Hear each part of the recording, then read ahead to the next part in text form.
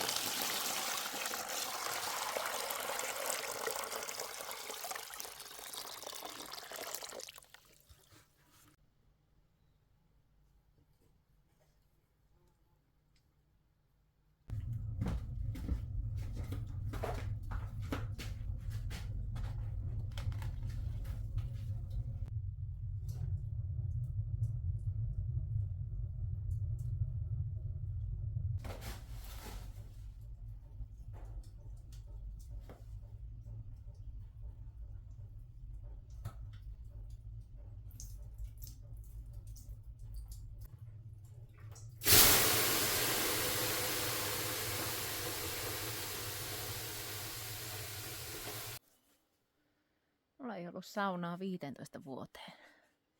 Niin pitkään kuin minä olen asunut tässä, niin mulla ei ole ollut saunaa.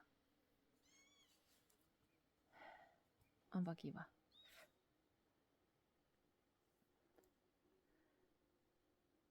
Mulla myös tekee kimalaiset pesää tuohon pihattoon. Ne on ihan ystävällistä sakkia. Kunhan eivät vaan tule tekemään pesää tonne saunaan. Se olisi vähän liian kuuma niille. Tuletteko työkin jälkilöylylle? Tulettinko? Tulenko saakakin? Tule vaan. Tule vaan. Seitä. Hyppää. Tule sinne. Hyvä.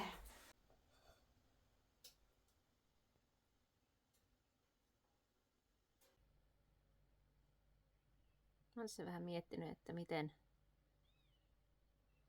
miten mä oikein kuvailisin minun elämää tätä nykyään.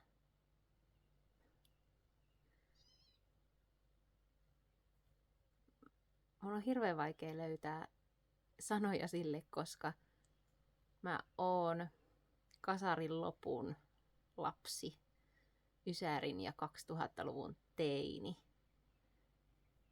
Ja jotenkin tuntuu silleen, että mitä niin kuin pitemmälle 2000-lukua on tultu, niin sitä enemmän semmoinen suorituskulttuuri on hyväksyttävämpää. Ja mä oon siinä tosi hyvä mutta mä poltan sinne itteni loppuun joka ikisen kerran. Ja nyt mä oon ensimmäistä kertaa varmaan elämäni aikana sitten lapsuuden, sitten niiden ihanien lapsuuden päivien, jolloin ei vielä ollut koulua, jolloin ei vielä ollut mitään semmoisia suoritettavia velvoitteita, niin mä oon ensimmäistä kertaa aikuiselämässäni semmoisessa tilanteessa, jossa mulla ei ole semmoista tavoitteellista suorittamista. Ja se tuntuu oudolta.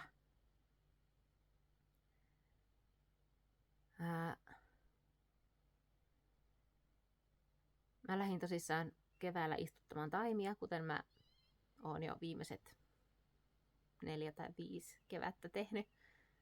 Ja sieltä sitten eräs mies kysyi multa, että no onko mä raivannut ikinä. Ja sanoin, että en ole raivannut, voin opetella. Ja mä oon nyt ollut hänen mukana opettelemassa sitten raivaamista, metsän raivaamista. Varhaishoitoja ja tästä siirrytään sitten, mitä lähemmäs syksyä mennään, niin semmoisiin isompiin metsiin. Ja se on ollut tosi kivaa. Siis vaikka mun jalat meinaa sanoa sopimuksen irti, koska mä oon niin monta vuotta kävellyt paljon selkäkengillä ja nyt sitten pitää olla jalassa semmoista oikein kunnon turvasaappaat, niin ai. Ei mennä tottua. Mutta se, että mä oon joka päivä ulkona, sato tai paisto, mä teen fyysistä liikettä, on saanut minun pään pysymään tosi rauhallisena. Ja me ei tehdä täyttä päivää, me tehdään semmoista noin 6 tuntia päivässä. Niin mä oon tajunnut, että mulla jää aikaa ja energiaa touhuta kotona. Ja mulla jää aikaa ja energiaa niin kuin ajatella myös luovia asioita. Mun luovuus on nyt kesän mittaan keskittynyt villiyrtteihin ja kaikkeen, mitä luonnossa on. Ja se on tuntunut tosi hyvälle, koska tiedätkö, ensimmäistä kertaa monen vuoteen, varmaan ikinä, mä oon aina joskus talvella haaveilen, että sitten kun tulee kesä, niin sitten minä kerään sitä ja tätä ja minä teen hiostan teetä ja ynnä muuta, kerään marjoja ja teen sitä ja näin. Mä en just niin kuin saan jotakin ehkä tehtyä tavallisesti jossain. Ja mulle tulee aina mä niin kuin suorittamalla suoritan ne mun ihanat asiat, joita mä oon miettinyt ihanana asiana silloin talvella. Niin sit kun se tulee se kevät ja kesä, niin mä suoritan ne niin kuin silleen, tämä minun pitää tehdä ja tämä minun pitää tehdä kanssa. Niin nyt mä oon vaan elänyt.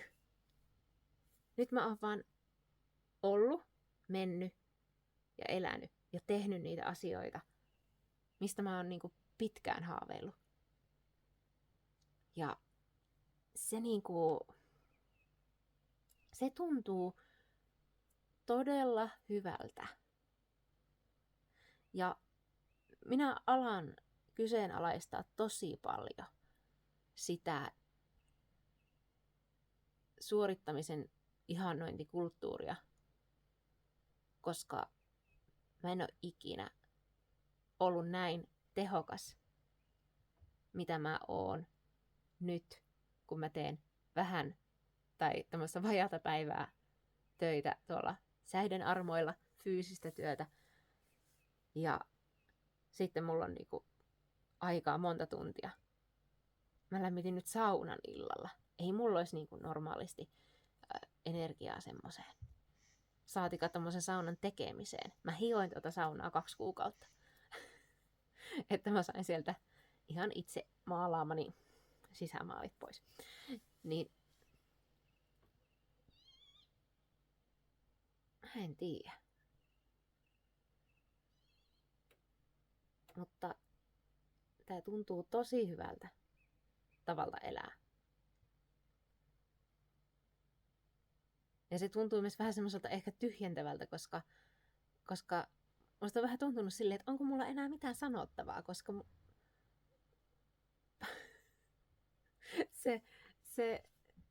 tämä tämmöinen elämäntyyli, niin se on vaan sitä elämistä. Se on semmoista tekemistä ja elämistä. Niin siitä on ollut jotenkin tosi vaikea saada niinku semmoista otetta, että miten mä teen esimerkiksi näistä niinku videoa. Ehkä se tulee siltä, koska tää on vielä niin uutta. Ja mä toivon, että mä pystyn jatkamaan tätä, koska se mitä tämä on, niin on äärimmäisen stressitöntä. Noitametsän asiat. Mä oon siis tyhjennellyt koko kevään ajan mun entisiä varastoja. Ihan muutama yllätyspaketti on enää Noitametsä-verkkokaupassa jäljellä. Ja ne on siis tosi, niitä on ihana tehdä.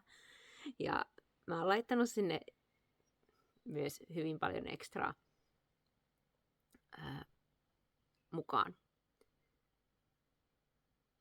Ja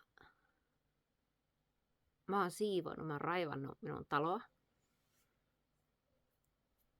Ja heittänyt kierrätykseen menemään semmoisia asioita, joita mä en oikeasti tarvii. Ja vielä olisi pikkusen tekemättä. Mutta sekin tuntuu tavallaan sille, että mä oon aloittamassa vähän niin kuin puhtaalta pöydältä myös niissä Noitametsä-asioissa. Mulla on seuraava kirjaidea mielessä. Tämän kirjan kanssa en aio pitää minkään maailman kiirettä.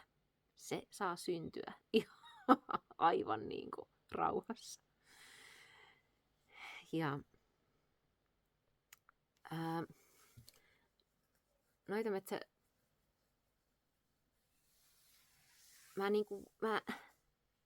Mitenkä mä sen sanoisin? Mä palaan Noitametsänkin kanssa sinne. Tulipas tänne nyt itikoita. Palaan Noitametsän kanssa sinne, mistä lähdin sen kanssa. Ja se, mistä mä lähdin Noitametsän kanssa, on mielikuvitus. Ja semmoinen taianomainen mielikuvitus.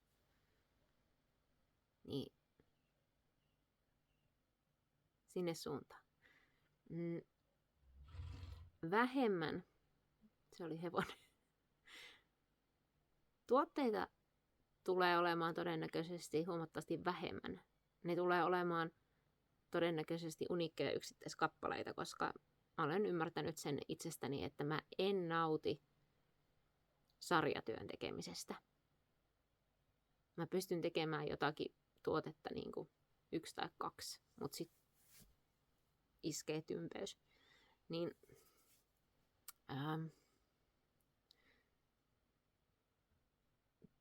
tuotteet tulee olemaan semmoisia, että ne kertoo tarinoita. Tai mistä minä tiedän? Ne voi olla ihan hiljaakin.